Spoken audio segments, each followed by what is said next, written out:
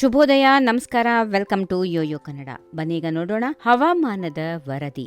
ರಾಜ್ಯದಲ್ಲಿ ಮುಂಗಾರು ಮತ್ತಷ್ಟು ಚುರುಕುಗೊಂಡಿದ್ದು, ಹವಾಮಾನ ಇಲಾಖೆಯ ಮುನ್ಸೂಚನೆಯಂತೆ ಇಂದು ಕೂಡ ಹಲವು ಜಿಲ್ಲೆಗಳಲ್ಲಿ ಭಾರೀ ಮಳೆಯಾಗುವ ಸಾಧ್ಯತೆ ಇದೆ. ಬಂಗಾಳಕೊಲ್ಲಿ ಮತ್ತು ಅರಬ್ಬಿ ಸಮುದ್ರದಲ್ಲಿ ವಾಯುಭಾರ ಕುಸಿತದ ಪರಿಣಾಮವಾಗಿ ರಾಜ್ಯದಾದ್ಯಂತ ಮುಂದಿನ 5 ದಿನಗಳ ಕಾಲ ಭಾರೀ ಮಳೆಯಾಗಲಿದೆ ಎಂದು ಭಾರತೀಯ ಹವಾಮಾನ ಇಲಾಖೆ ತಿಳಿಸಿದೆ. ಕರಾವಳಿ ಮತ್ತು ಒಳನಾಡಿನ ಕೆಲವು ಜಿಲ್ಲೆಗಳಿಗೆ ಆರೆಂಜ್ ಅಲರ್ಟ್ ಘೋಷಣೆ ಮಾಡಲಾಗಿದೆ. ಆದರೆ ಕೊಡಗು ಜಿಲ್ಲೆಯಲ್ಲಿ ತೀವ್ರ ಮಳೆಯ ಸಾಧ್ಯತೆಯಿಂದಾಗಿ ರೆಡ್ ಅಲರ್ಟ್ ಜಾರಿಯಲ್ಲಿದೆ. ಕರಾವಳಿಯ ದಕ್ಷಿಣ ಕನ್ನಡ, ಉತ್ತರ ಕನ್ನಡ, ಉಡುಪಿ, ಶಿವಮೊಗ್ಗ, ಚಿಕ್ಕಮಗಳೂರು ಜಿಲ್ಲೆಗಳಲ್ಲಿ ಭಾರೀ ಮಳೆಯ ಎಚ್ಚರಿಕೆಯಿಂದಾಗಿ ಆರೆಂಜ್ ಅಲರ್ಟ್ ಘೋಷಿಸಲಾಗಿದೆ. ಇದೇ ರೀತಿ ಮೈಸೂರು, ವಿಜಯನಗರ, ಚಾಮರಾಜನಗರ, ಯಾದಗಿರಿ, ವಿಜಯಪುರ, ರಾಯಚೂರು, ಬೀದರ್, ಕಲಬುರಗಿ ಮತ್ತು ಬೆಳಗಾವಿ ಜಿಲ್ಲೆಗಳಲ್ಲಿ ಯೆಲ್ಲೋ ಅಲರ್ಟ್ ಜಾರಿಯಲ್ಲಿದೆ.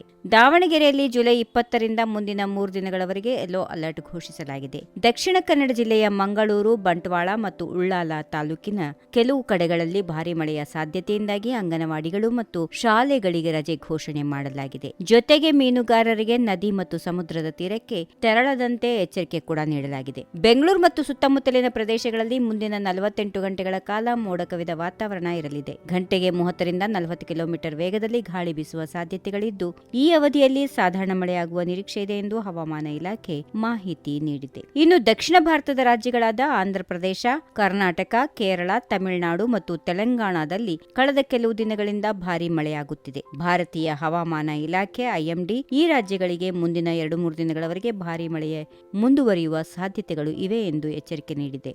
ಈ ವಿಡಿಯೋ ನಿಮಗೆ ಇಷ್ಟವಾದಲ್ಲಿ ಲೈಕ್ ಮಾಡಿ, ಶೇರ್ ಮಾಡಿ, ಸಬ್ಸ್ಕ್ರೈಬ್ ಮಾಡಿ.